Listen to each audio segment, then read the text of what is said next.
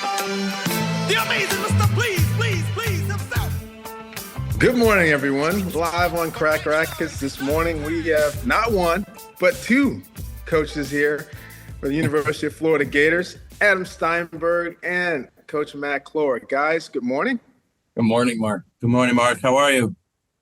Hey, I'm happy and excited. This is fun to be able to have a little bit of talk before we actually watch you guys play under the lights at Lake Nona. And I feel like early in the season now, you guys have been working and learning and growing, and it'll just be fun to have a little bit of a discussion on how things are going over there in Gainesville. And obviously, you guys have a few matches you've already played. You've got a few more to play before this FSU battle, but I think it's just nice to talk shop. Obviously, you guys for sure have been around the block, and so have I. So it's a long-standing relationship we've had for a great deal of time. But I definitely think myself and the fans here want to get a little bit more. I think, obviously, the start. Adam, how does it feel with the new shade of blue, man? It's a new shade of blue you got going on, man. How does that feel? Like, how's that looking? Yeah, it's been a lot of blue in my life through the years. It's feeling good. It's been fun to get started for sure. We feel like we've been waiting a while, so it's been really cool getting the season off to a good start so far, and wearing the blue's been fun. That's awesome. And so obviously it's always difficult to have an actual succession after somebody's had a long track record there. Talk a little bit about the transition in the life after Brian there. Obviously, you've got continuity with Coach Cloer and Coach Perlman, but obviously you coming in at the helm, having some things in place. Like, how has that transition been relative to you coming in? Yeah, no, it's always, there's obviously it's a big change. And one thing that I always say, Brian and I have been great friends for a long time, and it's obviously, I have to say this, it's an honor to coach at Florida and follow someone like Brian, someone of his character, and just and besides being a great coach, being the person that he is, and to walk into a program where he instilled so many amazing things here, besides the winning. To come in, and it was important for me to keep Matt and Scott, because I've always really looked up to the way Florida has done things and the program that they've had. Again, besides the winning, just the character of the program I always looked up to. And the transition for sure helped having Matt here. He knows the ins and outs of how this university and the athletic department works. That was very helpful to me. And Coach P, the legend, Coach P, just his love of Florida, it's pretty incredible. And this love for this tennis program, it was an easy one for me to, ask these guys to stay on. And that's helped the transition tremendously. And then obviously, I've been doing this a long time, and I college tennis, it gets back to, the things that I've done my whole career, and doing it here at Florida. It's been exciting and fun so far for sure. Wonderful. And so Coach Cloer, you guys finished 22 last year. You're on a preseason 23 right now, but definitely 6 freshmen, 3 at the top of the lineup, it looks like. Talk to me about sort of Gators last year to now Gators this year, Coach Cloer. What do you feel are similarities, differences?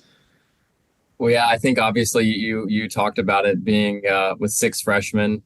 Youth is the biggest difference, obviously. So which is great. Which is exciting times here, and they're working hard and adjusting quickly, and looking forward to that opportunity to play a great in-state rivalry at FSU down in Lake Nona. Yeah, I think that, and then Adam coming in with a championship pedigree. I think that probably helps to some degree. Obviously, a lot of times you've had a coach that, in your particular instance, right, you only have, who would the junior be? Bonetto? Is that, would he be the junior? Yeah, so he's really the only one because you have the grad transfer and all the freshmen. So he's the only one that's really kind of been part of like, a bunch of Brian culture, and then now Adam coming in. So you don't have as much of the actual sort of mental transition from one set of language and one set of communication, right, to maybe a new captain of the ship. But tell me a little bit more about now how these early season matches have gone. What was the Illini invite like?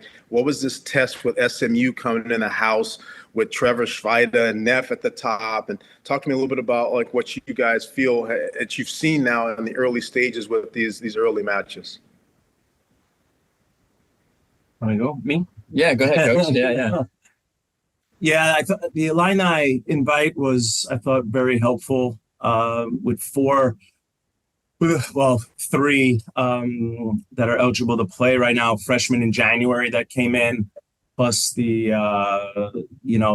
freshman with Aiden and Jeremy. Jeremy wasn't there for that, but but I thought it was good for everyone just to get back competing against a really good team in Illinois. So I thought that was very helpful. Got rained out there at the end, but I thought we got some good competition in, and I thought it was great for us to travel as a team. I always enjoy that, traveling early, just being in the hotel together, eating meals together, just really becoming a team again. I thought that was helpful even off the court. I thought helped us more than anything, just getting to know each other more. Some of the freshmen just arrived. We were kind of just getting to know those guys. And so that I thought that was helpful for them, for everybody. And then these early matches, it was perfect for us just to have three home matches. I thought the first doubleheader with Citadel in North Florida, we got to, everyone got to get in there and compete. North Florida has a really good team this year. It was very competitive. Good players at the top, really pushed us and helped for sure going into SMU, who, we have a lot of respect for, and knew that they, with Trevor in there and some older guys returning, they had an experienced team. And we were really happy with the way we competed, with the way we played together. And the guys, they looked like they had a lot of fun out there yesterday playing, which was, for us to see that was great. And to come out with a win, even better, because we got a big schedule coming up, as you know.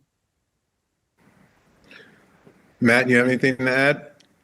No, I think it was great for these young guys to really get their feet wet in really competitive matches, and they handled the moments really well. And the more I think with this group of guys, obviously our top three have played on the biggest stages in the junior world. They played all the Grand Slams, and so they like those moments, and it's really helping. And I think everyone, the more we compete, the better we're going to get. One thing that we keep telling the guys is it's not how we start. This team's going to look different how we start than how we finish, and I think we're going to keep getting better and stronger, and keep growing and processing along the way. So it's going to be a fun ride. So as you guys were trying to piece together a doubles lineup, right? Obviously in the old Bryant system, he's got, Riffis and Shelton and Vale and all these guys that are serving and volleying business. How are you guys figuring out personality, sides, styles, scheming? I most certainly know the calculus of how doubles works. I'm just curious to know how you guys are sort of going about coming up with this doubles lineup, and how set is it? How much is it morphing, obviously, at this early stage? Should we show him the bucket? We just picked the name out. You play with him, man. We struggled in the fall doubles, to be honest. We were really trying to instill, a certain way of playing. We kind of were stubborn about it, and then we felt like, hey, we're going to play doubles what we feel is the right way.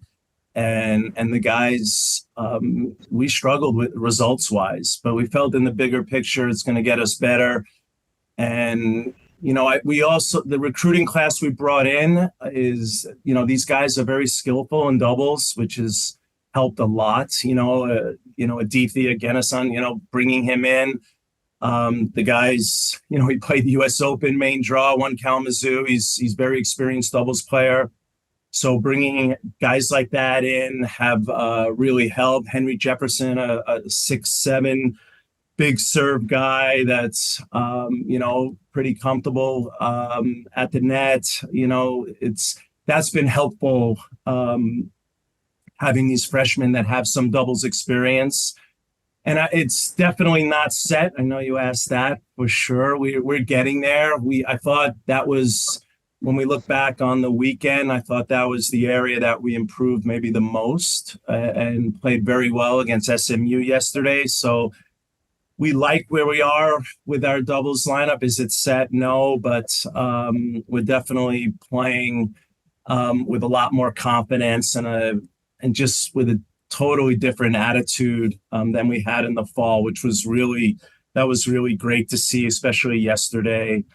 But like you said, you're trying to find those personalities that match, and that's something that we talk about a lot. Like Jeremy, Jin, and Aiden, they're great friends off the court. They get along really well. They have this great chemistry. So for them to play one, they're comfortable. They love playing together. So it's all part of it, right? Just that chemistry, how they gel together. I think every coach in the country is looking for those doubles teams right now in January. It's not easy.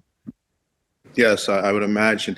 And so with Chris and Coach P having the continuity and then you having the newness, Adam, how do you divvy up the private lesson individual responsibilities, right?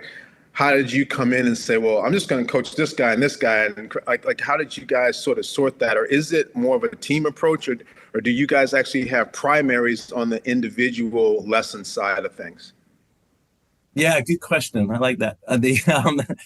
It's a team approach here for sure. That's how we do it. We're on the court a lot with these guys individually, but yeah, there's obviously, with every staff, certain guys gel better with others. So we'll maybe Matt will be with, a player a little bit more than I will, just maybe has a stronger connection there on court. And that's, you can't put your ego ahead and be like, no, Matt, take this guy. It depends, but for sure, if we have individuals set up, it's a team approach. P's out there, Coach P, Matt's out there, I'm out there. It's not like, hey, take this guy and then I'll talk to you about him in a month. It's constant discussion, and we're always on each other's courts and trying to give input, and I'm open. Obviously, I have, to me, two of the best coaches in the country. I trust them completely. So on the individual side, no, it's a long answer, but it's definitely not written in stone that, hey, you have this guy for the next 2 months. We're these guys are getting input from all of us. Sure. And then the division of labor, like, so you have this, often you'll have some relationships where a head coach and an associate coach work with certain players, and then that translates into where you stand and position yourself during a duel, right? And with three coaches out there, and you go into a kickoff weekend, right away, where's Adam going to be? Where's Matt going to be? And how is that changing based on what you think the keys are for that day? Or is it actually starting to grow with these relationships from the private lesson stuff and the connection that you're already seeing, right? So, I mean, you guys have already had some goal with this, right? You've been positioning yourself here and there to see who's responding better. Do you feel like you guys have already found, positionings and ways to go, or is that something that's always in flux? Yeah, I think it's constantly evolving right now. It's important for me that during these the first part of the season that the three of us really get in the dual matches that I want, for us, especially early in the season, to change right now and be on the court with different guys, and just so we just get to know them, earn their trust.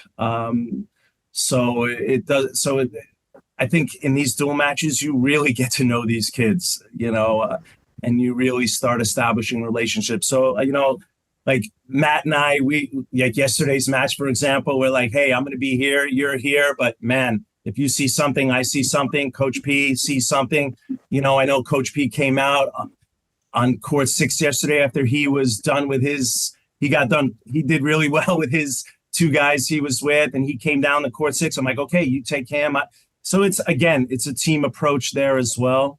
But I think it's important for the three of us in this next first month to kind of mix it up and get out there on the court with as many guys as we can, so we start establishing these relationships across the board.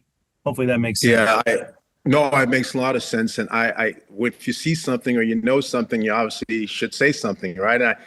I never forget in the NCAA championship match over there at Lake Nona, Coach Brian was over there at one doubles, and Ben and Riffis were playing two, and they were trying to clinch. And Brian could see when they got the match point at 5-4 for the no ad point, he could see the look in his son's eye. He knew Ben was going to go for some low percentage big bomb serve, and Brian comes running over and just looks Ben in the face and goes, body serve. 3/4 bodies. He completely calls him off of whatever Ben had going on in his brain or whatever he and Riffis had called, because he knew his son. He knew Ben was going to try something crazy and maybe miss it, and then maybe be in the second serve situation if they get broken. Now it's 5-all instead of clinching, and Ben hit one of the best body serves into this guy's hip and blew him up, and it was an unreturnable. But I remember that because I was down there calling the match from the sideline, and I just saw like his face and everything he said, and how important sometimes the player and you know what they're thinking and how you got to make those inroads. But that was a dad son move right there. He knew what Bill was going to do, and that could have been obviously a momentum changer relative to winning that doubles point in that night. So I get that. Getting into now this kickoff weekend, you guys, did you go to Wake? Or you go to you go to Wake, right? We go to UNC and play. Oh no, it's Wake Forest. UNC, but Wake and Illinois and UNC are all there, right? Yes. Now that's going to be a really telling weekend, and that weather-wise will play outside. It'll be warm enough. I think we're scheduled to play indoors. Yeah, because it's a kickoff weekend for national indoors. So then you'll play it indoors. And you guys up at National Indoors in Chicago, that was a little bit of a struggle. That was a grind there a little bit for the Gators there. I remember playing over there in Chicago. So what do you guys feel like the team looks like on an indoor setting, right? Because you're training outside a lot. You're able to go inside, I guess, for one of the invites maybe. But what is that? How does the strength of the Florida Gators right now look as it translates to an indoor battle? What do you think? How do you think you stack up, and what are you going to learn about your team there?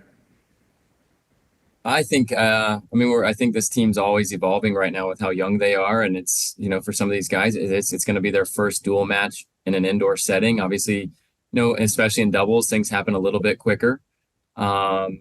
And the conditions are perfect. It's going to be clean hitting. And but Aiden Kim grew up in Michigan. He's played indoor tennis. Aditya's from Maryland, has indoor, he's played indoors. Tana Pat Nierendoorn has played a bunch of indoor tennis and matches his style well. And Nate Bonetto is from Bend, Oregon, so where it gets pretty cold. So playing indoor tennis is something that's not unfamiliar to a majority of these guys. And so I think it's just gonna, we're gonna take it the same way we approach every match. We're gonna prepare, and luckily here at Florida we have indoors to prepare on, and we'll take advantage of that this week. And but we'll just approach it every day. We're just gonna go to work and compete and process and lay it all out there. And whichever way the chips fall, we'll learn from it and we'll get back to work the next day.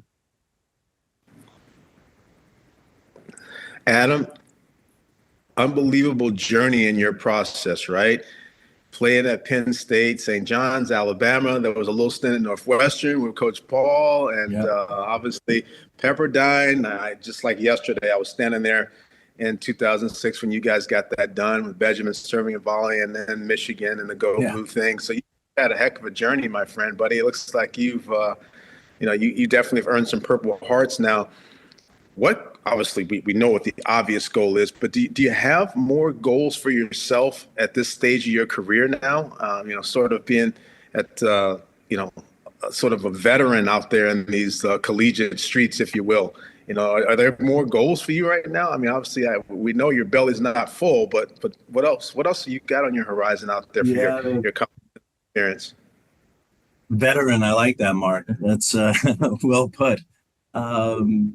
Yeah, I still love it. I still love every day. I was telling my wife, like, before the first dual match the other day, I still get the same feeling I had 30 years ago. That hasn't changed. Coming here, the goals at Florida are to win SEC and national championships, and I've had that feeling once before. And personally, that's obviously the goal to get back and help Florida get back there. That's always, for me, the prize at the end. But the everyday, to be honest, and I'm not just saying this, just every day, to see these young guys that we have improve and watch them yesterday, for me, to see how they were competing for each other, for Florida.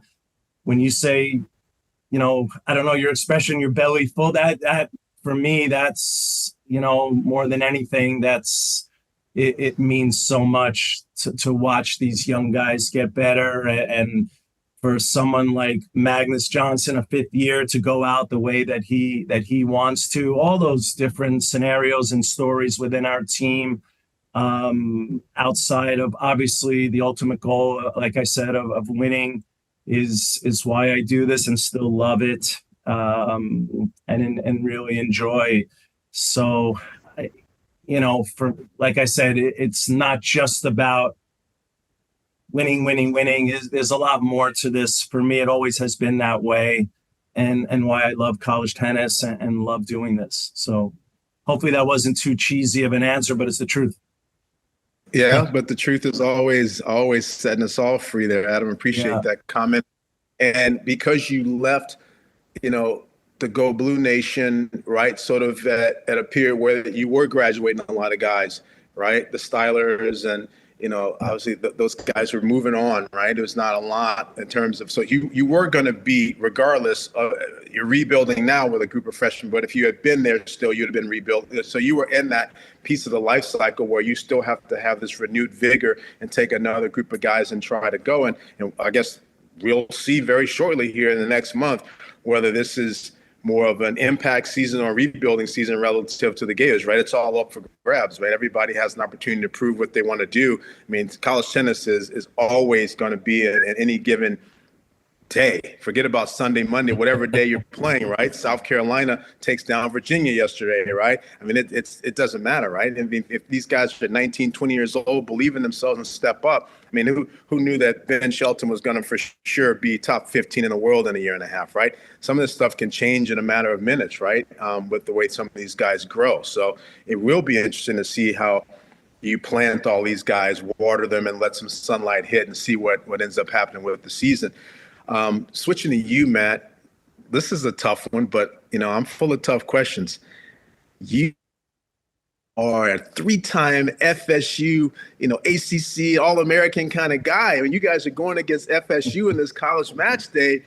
How do you feel in a rivalry match with the alma mater, right? How does that feel, and what does that look like? And with Coach Dwayne, do you want to stick it to him, take him down?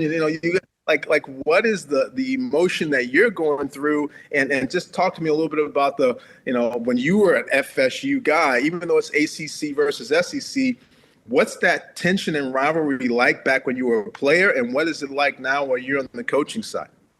Sure. Yeah. I mean, it's obviously one of the great rivalries in sports, Florida State, Florida, and in any arena, whether it's football, basketball, men's tennis, women's tennis. It's a great rivalry, and there are a lot of fun. And I got to experience that last year for the first time, and we came out on the good side. But we just try and keep it in between the lines as much as you can, and go to battle with the guys that we have, and it's a lot of fun, and looking forward to it again. And Dwayne and I get along really well, and we'll shake hands before, and we'll shake hands after, and we'll battle in between. And so looking forward to another great match. They have a great team, and they have a very veteran team, I think. And so it's going to be great for our guys to have that experience, and that's going to be something that hopefully helps us down the road. And hopefully we come out on the good side again, but really looking forward to a great battle like always. So because you guys are a little bit closer to Lake Nona, do you think you'll actually have a little bit stronger fan support relative to a match like this? Some of these college match days that have been there have been extremely well attended. So do you feel with the synergy of the men and the women playing together that it'll be a little bit more Gator clapping going on, or what do you feel is going to be the atmosphere there under the lights at 5 o'clock on February 3rd? I think we both hope that there's more Gator fans for us this match for sure. But I think it's a well attended match, and I think in the past it's been one of the most when it's been televised, it's been one of the most well watched matches of the year in college tennis, and that's just great for tennis in general, and growing the sport of tennis, and growing the brand of college tennis, which is an awesome avenue for a lot of great players. And so we hopefully we have another awesome Saturday night under the lights with both the men and the women, and it should be a great event. So hopefully a lot of people make it out. Yeah, I'm looking forward to it. Obviously, you guys have a lot of work to do before then, obviously, but it's most certainly the job, right? This is why we do what we do. I'm 33 years in, and I still got a few more good years left myself. And you guys are looking like you are very excited about this new team. College Match Day is just one of the great things that I feel we should continue to expand. And I think it's just great that Crack Racquets is having this opportunity to bring this match together that night and be able to go back and forth. And it's going to be an electric atmosphere. And I wish you guys obviously the best of luck in the match. And hopefully it'll be great to be a Florida Gator on February 3rd. Thanks so much for obviously coming out and having an interview with us this morning, and keep pushing those freshman guys, and look forward to seeing you on February 3rd. Yeah, thanks, Mark. Thank you, Mark.